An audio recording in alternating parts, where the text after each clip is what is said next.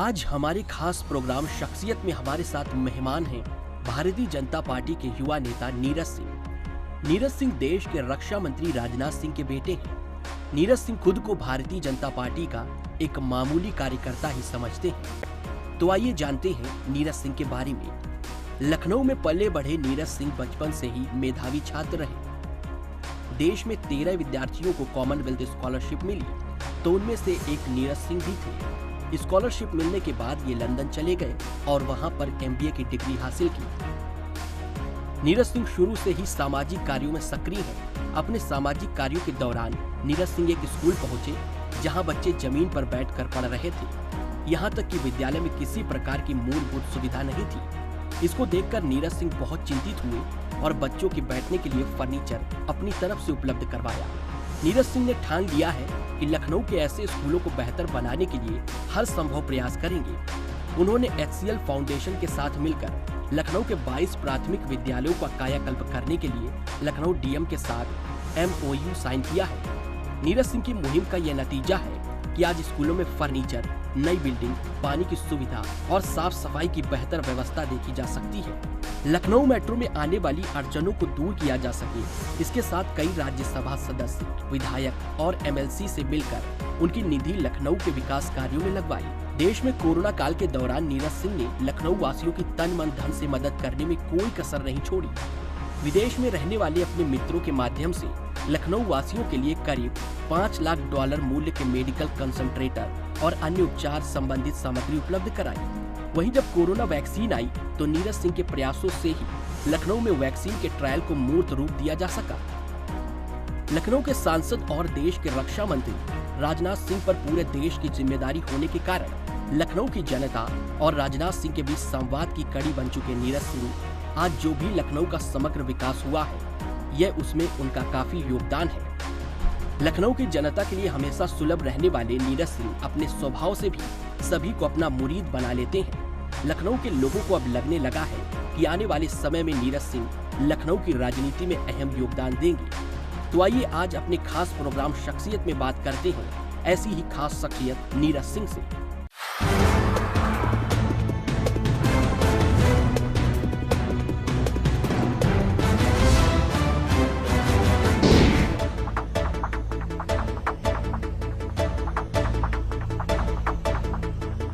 नीरज जी, आपके हमारे प्रोग्राम शख्सियत में बहुत बहुत स्वागत है। नमस्कार। नमस्कार। चुनाव के अब लगभग 1-2 महीने बचे हैं, क्या तैयारी है? तैयारी पूरी तरह से है। संगठन पिछले कई दिनों से कार्यकर्ताओं को पूरी तरह से संचालित कर रहा है और अगले 60 दिन के भी कार्यक्रम कार्यकर्ताओं को दे दिए गए हैं। हम बूथ स्तर तक जाकर पन्ना प्रमुखों का निर्माण कर रहे हैं और एक एक वोट पर काम चल रहा है। मुझे लगता है कि आगे आने वाले समय में आपको संगठन की जो अनवरत जो कार्यक्रम चल रहे हैं उसका एक बहुत ही सकारात्मक परिणाम दिखाई देगा। लड़ाई किससे दिखाई दे रही है आपकी उत्तर प्रदेश में? देखिए, वर्तमान में विपक्ष दिशाहीन सा नजर आ रहा है। मैं नहीं मानता हूं कि जिस प्रकार से आज योगी जी की सरकार पिछले 4.5 वर्षों से ज़्यादा का समय हो गया काम कर रही है, इसके बाद जनता के मन में कोई भी शक शुबा, कोई भी दुविधा होगी, वह पूरी तरह से भारतीय जनता पार्टी के साथ मजबूती से खड़ा होगा, ये मुझे पूरा विश्वास है। और उसके कई कारण भी हैं और उसके लिए मेरे पास कई तर्क भी हैं। आज आप देखते हैं कि लॉ एंड ऑर्डर के फ्रंट पर कितना मजबूती से हमारी सरकार ने काम किया है और विकास की भी अगर मैं बात करूं तो आज हम लगातार नए आयाम स्थापित कर रहे हैं। आप लॉ एंड ऑर्डर की बात करते हैं, हाथरस का कांड हुआ, गोरखपुर में वहाँ पे इतना बड़ा कांड हुआ, तो कहीं ना कहीं डेंट नहीं लगता है सब चीज़ों से? देखिए, आबादी के लिहाज से अगर मैं कहूँ और क्षेत्रफल के लिहाज से मैं कहूँ तो ये इंग्लैंड, ग्रेट ब्रिटेन से भी बड़ा प्रदेश है। हाँ, ऐसी कुछ घटनाएं होती हैं और उसका हमें दुख भी है, ये नहीं होनी चाहिए। पर अगर मैं ओवरऑल कहूँ, आप भी जानते हैं, आप भी उत्तर प्रदेश के रहने वाले हैं, ओवरऑल अगर हम कहें तो आज लॉ एंड ऑर्डर के क्षेत्र में बहुत काम हुआ है। ऑर्गेनाइज जो माफिया है वो ख़त्म किए गए हैं। आज योगी जी के बुलडोजर ऐसे लोगों के संस्थानों पर जिन्होंने अवैध रूप से लोगों के ज़मीनों पर कब्जा किया था, उससे उस पर आज बुलडोजर चल रही है और लोगों को उसी अवैध भूमि जो कब्जे किए गए थे उसको हटाकर लोगों को अस्पताल का निर्माण हो रहा है, नए नए संस्थान बन रहे हैं। तो ये अपने आप में कहीं ना कहीं जनता के अंदर विश्वास पैदा कर रहा है। और कई इन्वेस्टर्स भी आप देख रहे हैं, अब जो उत्तर प्रदेश आने से कतराते थे, आज वो इन्वेस्टर समिट के माध्यम से वो यहाँ पर आमंत्रित किए जा रहे हैं और वो आ भी रहे हैं। और अब जमीनी स्तर पर उन्होंने अपने संस्थानों को लगा भी दिया है। परीक्षा होनी थी, बहुत सारे बच्चों को परेशानी हुई, अचानक से जो पेपर है वो लीक हो गया, तो उससे नहीं कहीं ना कहीं नहीं लगता है कि परेशानी बढ़ रही है? देखिए, ये बहुत दुखद है और हमारी सरकार ने इसकी पूरी जांच पड़ताल की है और ऐसे सभी लोग जो इस कारस्तानी में लिप्त थे उन पर सख्त से सख्त कार्रवाई भी की है। यह त्रुटि नहीं होनी चाहिए थी। इससे निश्चित रूप से हमारे परीक्षार्थियों को कहीं ना कहीं बहुत परेशानी का सामना करना पड़ा है, पर मुझे लगता है कि इस त्रुटि को सही किया जा रहा है और आगे आने वाले समय में ऐसी व्यवस्था बनेगी, ऐसी सुदृढ़ व्यवस्था बनेगी कि फिर से इस फ्रंट पर कोई गलती ना हो। लेकिन अखिलेश जी कह रहे हैं हम 400 सीट लाएंगे, 403 में 400 सीट लाएंगे, तो फिर आप तो हार रहे हैं बहुत बुरी तरह। मुझे लगता है कि उन्हें थोड़ी गंभीर राजनीति करनी चाहिए। इस प्रकार की हास्यास्पद बातें ऐसे टॉल स्टेचर के नेता करेंगे तो कहीं ना कहीं वो अपनी ही क्रेडिबिलिटी को डेंट करते हैं। मुझे पूरा भरोसा है कि हमारी सरकार जो करीबन 325 हमारे रिप्रेजेंटेटिव हैं, हमारे सहयोगी दलों को मिलाकर 325 से 326 होगी, 324 नहीं होगी। मैं ये पूरे विश्वास से कह रहा हूँ। लगभग 7 साल हो गए हैं मोदी सरकार के। मोदी कार्यकाल को आप कैसे लेते हैं? मैं कहूँगा कि ये स्वर्णिम काल रहा है आज़ाद भारत का। हमारी साख पूरे विश्व के अंदर बनी है। आज प्रधानमंत्री मोदी के नेतृत्व में इंफ्रास्ट्रक्चर के क्षेत्र में, आज प्रधानमंत्री के इस कार्यकाल में, चाहे इंटरनेशनल रिलेशनशिप हो, चाहे हमारी सीमा की सुरक्षा हो, चाहे आप देख लेंगे कि आज हमारी पूरे विश्व के, अगर मैं ओवरऑल बात करूं तो सोशल, इकोनॉमिक, इकोलॉजिकल सभी फ्रंट पर हमारी सरकार ने काम किया है। आज प्रधानमंत्री मोदी जी के अंदर गांव, गरीब, किसानों, पिछड़ों, मजदूरों सभी योजनाएं की गई हैं, चाहे वो ज्वाला योजना हो, चाहे वो सौभाग्य योजना के माध्यम से बिजली पहुंचाने का काम हो, चाहे आज आयुष्मान योजना के माध्यम से गरीब परिवारों को 5 लाख का बीमा देने की बात हो, चाहे मेक इन इंडिया की बात हो, चाहे स्टार्टअप्स को, युवाओं को रोजगार और उनको स्वावलंबी बनाने के लिए स्टार्टअप को बढ़ावा देने की बात हो। कितने ऐसे प्रोग्राम्स हमारी सरकार द्वारा चलाए गए हैं और मैं कह सकता हूं कि ये आज़ाद भारत का सबसे स्वर्णिम काल रहा है ये पिछला 7 साल जो है। आपके पिताजी रक्षा मंत्री हैं, क्या बदलाव दिखाई दे रहा है जब से मोदी सरकार आई है आपके डिफेंस सेक्टर में? देखिए, आज विश्व की बड़ी से बड़ी ताकत हो, वो हमें आंख दिखाने की जरूरत नहीं कर सकती। आज आप देखते हैं कि हमारे सिपाही आज सीना चौड़ा करके आज उनसे लड़ने का मादा रखते हैं और वो उनको विश्वास कहीं ना कहीं अपनी सरकार से भी मिल रहा है और हमारा विश्वास उन पर है और उनका भी विश्वास सरकार पर होना चाहिए, तब जाकर ऐसे शौर्य का प्रदर्शन करती है सेना। साथ ही साथ हमारी सीमाएं जहां चाक चौबंद हैं, तो आप देखे होंगे कि डिफेंस सेक्टर के अंदर आज स्वदेशीकरण हो रहा है। पहले सभी जितने भी इक्विपमेंट्स होते थे, जितने भी एयरक्राफ्ट होते थे, जितनी भी आर्टिलरी होती थी, सारी दूसरे देशों से आयातित होती थी। आज आप देखेंगे कि अब धीरे धीरे चीज़ों का स्वदेशीकरण हो रहा है और आगे आने वाले समय में 5-10 ईयर्स के भीतर आप देखेंगे कि केवल हम पूरी तरह से अपने वेल इक्विप्ड नहीं होंगे, हम बाहर भी एक्सपोर्ट करने वाली पोजीशन में होंगे। हम भी वर्ल्ड के जाइंट प्लेयर्स में से हम एक हो सकते हैं। भाजपा आजकल जिन्ना का बहुत उपयोग कर रही है। जितने भाजपा के बड़े नेता हैं वो जिन्ना का नाम बहुत लेते हैं।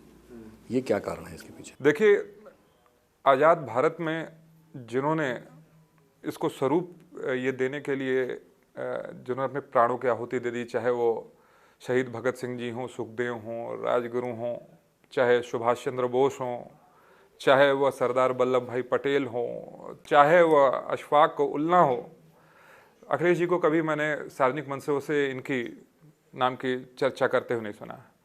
वो जिन्ना का नाम लेते हैं। मुझे लगता है कि वह कहीं ना कहीं उन्हें लगता है कि जिन्ना का नाम लेकर वो किसी वर्ग विशेष को कहीं न कहीं उनका तुष्टीकरण कर पाएंगे, पर अल्पसंख्यक वर्ग भी हमारा जागरूक है। उनके जो आइकन्स हैं वो अशफाक उल्ला तो हो सकते हैं, मुझे लगता है जिन्ना नहीं होंगे। लेकिन अगर इतना अच्छा आप लोग काम किए हैं तो फिर आप अयोध्या के बाद आप फिर मथुरा की बात करने लगे। नहीं, देखिए, राम मंदिर कभी भी कोई राजनीतिक मुद्दा तो रहा नहीं, वो सदैव आस्था का प्रश्न था। और जो हमारे देवी देवता, जो हमारे आराध्य हैं, उनकी जन्मस्थली पर उनके भव्य मंदिर का निर्माण अगर हो तो मुझे लगता है किसी भी जाति, पंथ, धर्म, मजहब का व्यक्ति होगा, उसे किसी प्रकार की कोई आपत्ति नहीं होगी। और मैं तो ये मानता हूँ कि आज सुप्रीम कोर्ट ने जो दूध का दूध पानी का पानी किया है, और आज जो लोग कहते थे कि मंदिर वहीं बनाएंगे पर तारीख नहीं बताएंगे, आज आप देखिए कि सारे के सारे वहाँ पे तीर्थाटन कराने के लिए, फ्री तीर्थाटन कराने की बात कर रहे हैं। आज सभी नेता वहाँ दर्शन करने के लिए पहुँच रहे हैं। जो लोग कहते थे कि यहाँ परिंदा भी पर नहीं मार सकता है, आज उनकी पार्टी के नेता भी पहुँच रहे हैं। तो मुझे लगता है कि ये सभी लोग शायद राम की महिमा को या नहीं समझते, और या तो फिर इस देश की जनता की भावना को नहीं समझते। प्रियंका गांधी ने कहा है कि हम आधी महिलाओं को टिकट देंगे, बड़ा कार्ड खेला है महिलाओं के लिए। भाजपा का क्या कहना है? भारतीय जनता पार्टी ने पहली बार संगठन के अंदर भी रिजर्वेशन दिया था, टिकट के अंदर भी हमने रिजर्वेशन की बात कही थी, और सदैव आप देखिएगा कि महिलाओं से जुड़े हुए कोई भी मुद्दे हों, उस पर सबसे ज़्यादा सक्रिय और सबसे ज़्यादा सकारात्मक किसी ने निर्णय लिए हैं तो वो भारतीय जनता पार्टी ने लिया है। आप देख लीजिए, मैं उदाहरण के तौर पर कह रहा हूँ, उज्ज्वला योजना, घर घर महिलाएं जो जिनके फेफड़े जो है चूल्हा फूकते फूकते जल जाते थे, कभी उनके दर्द, कभी उनके मर्म को समझने का काम किया पिछली सरकारों ने।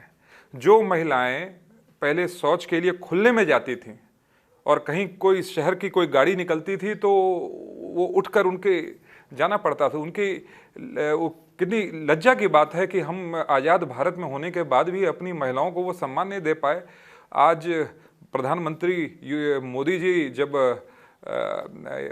लाल किले की प्राचीर से जब ऐसे शौचालय इज्जत घर की बात करते हैं, तो मुझे लगता है कि महिलाएं भी समझती हैं कि कौन उनके दर्द और उनके मर्म को इस भारत में समझा है। और इसीलिए पिछली सरकार केवल पुरुषों के नहीं, मैं कहता हूँ महिलाओं के की भागीदारी उस सरकार को बनाने में ज़्यादा थी। अखिलेश यादव हमेशा यही कहते हैं कि जो भी हमारे काम, उसी का फिदा योगी जी काट रहे हैं। अखिलेश जी पता नहीं बार बार जो भी नए कार्य और या कार्यक्रम हमारी सरकार द्वारा चलाई जाती है, वो हर कार्य और कार्यक्रम को बताते हैं कि हमने इसको चालू किया था। और मैं पहले भी आपसे कहा कि थोड़ी गंभीर राजनीति करनी चाहिए। आज जब मैं लखनऊ के बारे में अगर कहूँ तो वो कहते थे कि मेट्रो हमने चला दी, पर लखनऊ का एक परिवार जो उनका स्वयं का परिवार था, केवल वही उस मेट्रो पे बैठा था, उसके अतिरिक्त कोई भी उस मेट्रो बैठा है। आज आप लखनऊ की एक सीमा से लेकर मुंशी पुलिया तक आप मेट्रो देख रहे हैं, लखनऊ की जनता उसका आनंद ले रही है। पूर्वांचल एक्सप्रेसवे उन्होंने 1 किलोमीटर भी बनाया हो तो बताएं। पूर्वांचल एक्सप्रेसवे आज हमारे पूरब के विभिन्न जिलों से होते हुए गुजर रही है। उसके अलावा आज गंगा एक्सप्रेसवे बन रही है, बुंदेलखंड एक्सप्रेसवे बन रही है। वो जेवर एयरपोर्ट भी बोलते थे कि हमने किया, पर 1 इंच उनकी फाइल जेवर एयरपोर्ट के लिए उन्होंने नहीं, कांग्रेस की का भी रिजीम रहा, उसके सहयोगी के रूप में भी रहे, उस समय 1 इंच इन्होंने फाइल आगे नहीं बढ़ाई। जेवर एयरपोर्ट आज उस पर मायावती जी भी क्लेम करती हैं कि हमने किया है, पर आज उसका शिलान्यास हो रहा है। 2024 तक आप देखिएगा पहली वहाँ से उड़ान भी लोग भर सकेंगे। तो पूरे वैश्विक बाजार से हमारा साक्षात्कार कराने का काम हमारी योगी और मोदी जी की सरकार कर रही है उत्तर प्रदेश का। ये बीएसपी लगातार ब्राह्मण सम्मेलन कर रही है और कह रही है कि जो ब्राह्मण हैं वो भाजपा से बहुत नाराज हैं। अब उन्हें ये चेत जाना चाहिए, जनता बहुत जागरूक हो गई है। आज के 15 से 18 साल का भी कोई अगर युवा होगा तो व्हाट्सएप यूनिवर्सिटी उन्हें ज्ञानवान कर रही है, उनका ज्ञान वर्धन कर रही है। तो ये अब जाति पाति धर्म मजहब के आधार पर ये एक दूसरे को बांटकर राजनीति का ये फार्मूला बहुत पुराना। आज जो विकास की बात करेगा वही इस देश पर राज करेगा।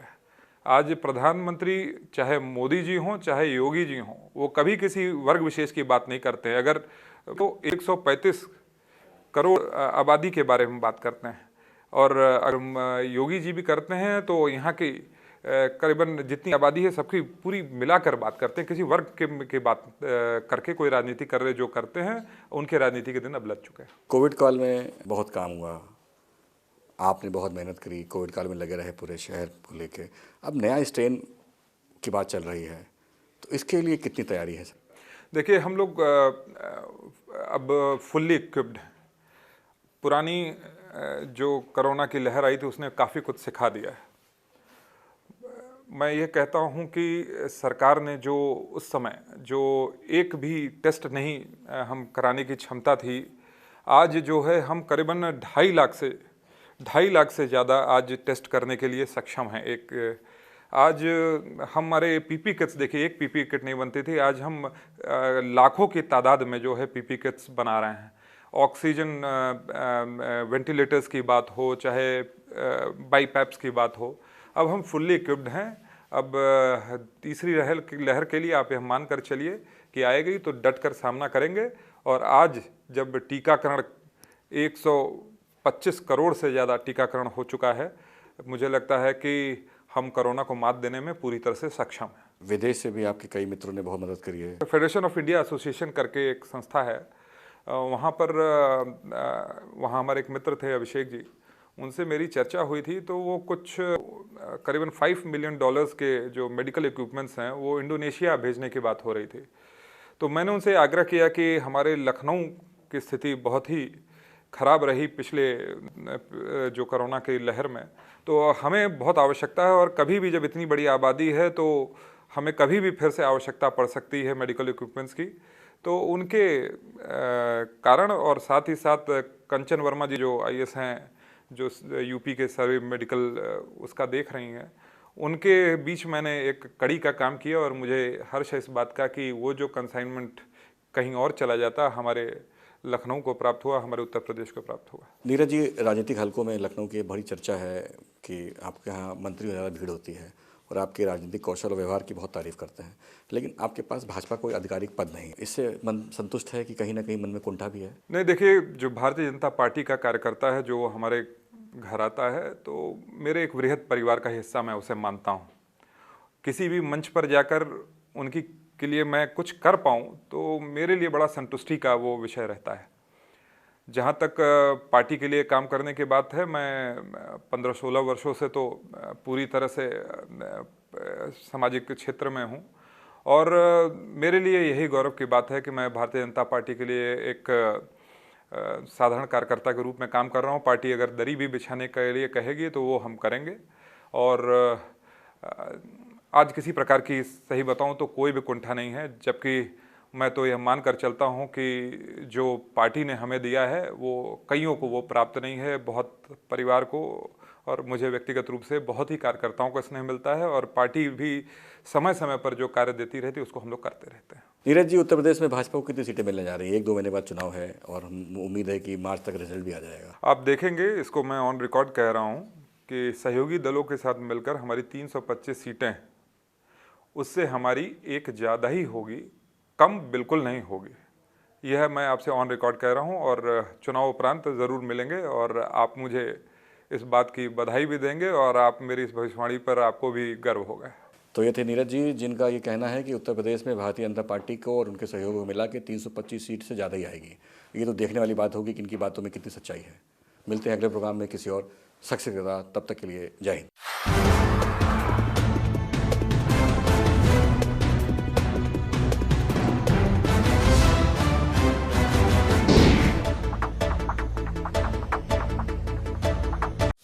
खबरों के निष्पक्ष विश्लेषण के लिए सब्सक्राइब करें Janatantra TV and press the bell icon. Never miss any update.